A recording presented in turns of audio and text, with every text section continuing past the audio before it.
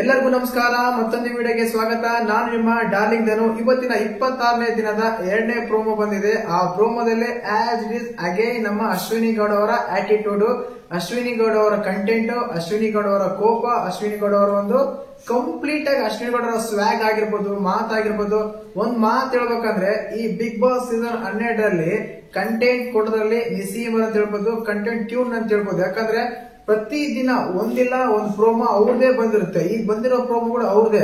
ಕಳಪೆ ಸಿಕ್ಕಿದೆ, ಕಳಪೆ ಸಿಕ್ಕಾಗಿದೆ. ನಾನು ಮುಂಚೆನೆ ಲೈವ್ ಅಪ್ಡೇಟ್ ನಿಮ್ಗೆ ತಿಳಿಸ್ಕೊಟ್ಟಿದ್ದೆ. ಆದ್ರೆ ಈಗ ಕಳಪೆ ಕೊಟ್ಟ ಮೇಲೆ ಅದರ ಪರಿಣಾಮ ಏನಾಗ್ತಾ ಇದೆ, ಈ ಪ್ರೋಮೋದಲ್ಲಿ ನಮ್ಮ ರಘು ಅವರು ಮತ್ತು ಅಶ್ವಿನಿ ಗೌಡ ಅವರಿಬ್ರು ಫೈಟ್ ಮಾಡ್ತಾ ಇದ್ದಾರೆ.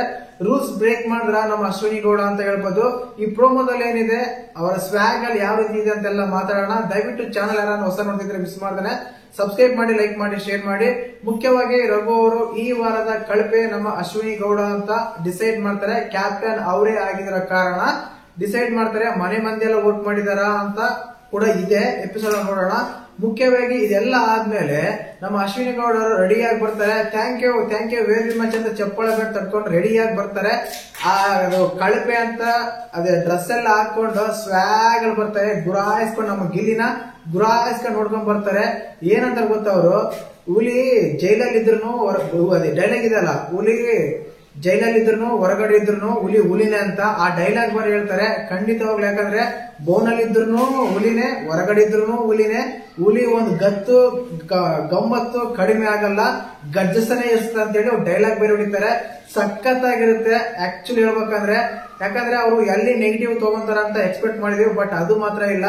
ಅವರ ಒಂದು ಇದೇನಂದ್ರೆ ಒಂದು ದರ್ಪ ಜಾಸ್ತಿನೇ ತೋರಿಸಿದ್ರೆ ಅಲ್ಲಿನ ಕಂಟೆಸ್ಟೆಂಟ್ ಕೂಡ ಶಾಕ್ ಆಗಿದ್ದಾರೆ ಅಂತ ಹೇಳ್ಬೋದು. ಆ ರೀತಿ ಅವರ ದರ್ಪ ತೋರಿಸ್ತಾ ಇದ್ದಾರೆ. ಇದು ಒಳ್ಳೆ ಕಂಟೆಂಟ್ ಕೂಡ ಹೌದು. ಇದು ನೆಗೆಟಿವ್ ತಗೊಳಕ್ ಅವಶ್ಯಕತೆನೇ ಇಲ್ಲ. ಕಳಪೆ ಕೊಟ್ಟರು ಕೂಡ ಯಾವುದೇ ಒಂದು ಇದಿಲ್ದೇನೆ ಅದರಲ್ಲೂ ಕೂಡ ಒಂದು ಕಂಟೆಂಟ್ ಕೊಡ್ತಾರೆ ಅಂದ್ರೆ ನಾವು ಅದನ್ನ ಮೆಚ್ಚಲೇಬೇಕು. ಖಂಡಿತವಾಗ್ಲೂ ಬಿಗ್ ಬಾಸ್ ಸೀಸನ್ 12 ಕಂಟೆಂಟ್ ಕ್ಯೂನ್ ಅಂತ ಹೇಳ್ಬೋದು. ಇನ್ನೊಂದು ಮುಖ್ಯವಾಗಿ ಇಲ್ಲಿ ಗಲಾಟೆ ಆಗಿದ ಕಾರಣ ಏನಂದ್ರೆ, ಜೈಲಲ್ಲಿರೋರು ತರಕಾರಿ ಕಟ್ ಮಾಡಬೇಕು. ಆ ಟೈಮಲ್ಲಿ ನಮ್ಮ ಗಿಲ್ಲಿ ನಟ ಕೂಡ ಟವಲ್ ಹಾಕೊಂಡು ಸೀದಾ ಒಳ್ಳೆ ಹಳ್ಳಿ ಐದಂತಾರ, ಅದೇ ಕೆಂಪೇಗೌಡ ಅಂತಾರ, ಟವಲ್ ಹಾಕೊಂಡು ತರಕಾರಿ ಮಲ್ಲಮ್ಮ ಕರ್ಕೊಂಡು ಬರ್ತಾರೆ. ಆ ಟೈಮಲ್ಲಿ ಕೊಟ್ಟಾಗ ಏನಂದ್ರೆ ಅವರು ತರಕಾರಿ ಕಟ್ ಮಾಡಲ್ಲ. ಇಲ್ಲಿ ಏನಂತಾರೆ ಅಂದ್ರೆ, ನಮ್ಮ ತನಕ ಬರೋತನಕ ಬೇರೆದವ ಬಂದ್ಮೇಲೆ ನಂದೇ ಅವ್ವ ಅನ್ನೋ ಡೈಲಾಗ್ ಹೇಳ್ತಾರೆ. ನನ್ನ ಹತ್ರ ಬರೋತನಕ ಬೇರೆದು, ನಮ್ ದಾರಿಲಿ ಬಂದಾಗ ನಾನ್ ತೋರಿಸ್ತೀನಿ ಅನ್ನೋದು. ಅವ್ರು ಕಟ್ ಮಾಡಿದೆ ಅಂತ ಹೇಳಿದ್ರೆ ಅಷ್ಟೇ, ಯಾವಾಗ ಕಟ್ ಮಾಡ್ಬೇಕಂತ ಅದು ನನ್ನಿಷ್ಟ, ಯಾವಾಗ ಬೇಕಾದ್ರೂ ಕಟ್ ಮಾಡ್ತಾನೆ ಅಂತ ಎಲ್ಲ ಹೇಳ್ತಾರೆ. ಇದೊಂದ್ ಸೀಸನ್ ಅಲ್ಲ, ಸುಮಾರು ಸೀಸನ್ ಅಲ್ಲಿ ಆಗಿದೆ. ಲಾಸ್ಟ್ ಸೀಸನ್ ಕೂಡ ರಜತ್ ಅವ್ರು ಇದೇ ರೀತಿ ಮಾಡಿದ್ರು. ಅವ್ರಿಗೆ ತರಕಾರಿ ಕಟ್ ಮಾಡ್ಕೊಟ್ಟಿಲ್ಲ, ಅವ್ರು ಅಡಿಗೆ ಮಾಡ್ಕೊಂಡಿಲ್ಲ ಅನ್ನೋ ರೀತಿ ಇತ್ತು. ಇವತ್ತು ಅದೇ ಮಾಡ್ತಾ ಇದಾರೆ. ಅದೇ ಬೇರೆ ಸೌತೆಕಾಯಿ ಕಟ್ ಮಾಡ್ಕೊಂಡು ತಿಂದ್ಬಿಟ್ಟಿದ್ದಾರೆ ಅವರು, ನಮ್ಮ ಅಶ್ವಿನಿ ಗೌಡ ಅವರು ಕೇವಲ ಗಂಜಿ ಮಾತ್ರ ತಿನ್ಬೇಕು ಅಂದ್ರೆ ಕೊಟ್ಟಿರೋ ತರಕಾರಿನ ಸೌತೆಕಾಯಿನ ಕಟ್ ಮಾಡ್ಕೊಂಡು ತಿಂದಿದ್ದಾರೆ.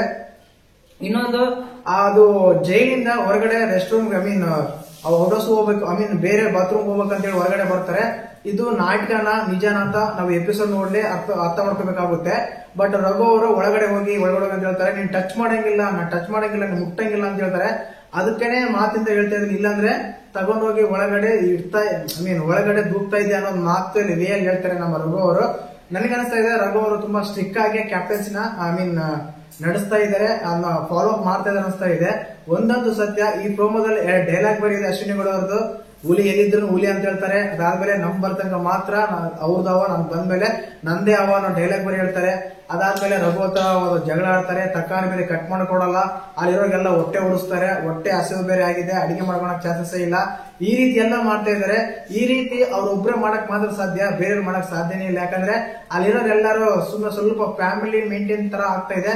ಕಂಟೆಂಟ್ ಕೊಡೋದ್ರಲ್ಲಿ ನಮ್ಮ ಗಿಲ್ಲಿ ಮತ್ತೆ ನಮ್ಮ ಅಶ್ವಿನಿ ಗೌಡ ಬಿಟ್ರೆ ಬೇರೆ ಯಾರು ಇಲ್ಲ ಅಂತ ಕ್ಲಿಯರ್ ಕಟ್ ಆಗಿ ಹೇಳ್ಬೋದು. ಗಿಲ್ಲಿ ಪ್ರತಿದ್ರಲ್ಲೂ ಕಂಟೆಂಟ್ ಕೊಡ್ತಾ ಇರ್ತಾನೆ, ಕಾಮಿಡಿನೋ ಏನೋ ಇನ್ನೊಂದು ಅದು ಇದು ಕೊಡ್ತಾ ಇರ್ತಾನೆ. ಬಟ್ ನಮ್ಮ ಅಶ್ವಿನಿ ಗೌಡ ಮಾತ್ರ ಒಳ್ಳೆ ವಾಯ್ಸ್ ರೇಜು, ಒಳ್ಳೆ ಮಾತುಗಾರಿಕೆ, ಒಳ್ಳೆ ಆರ್ಗ್ಯುಮೆಂಟ್.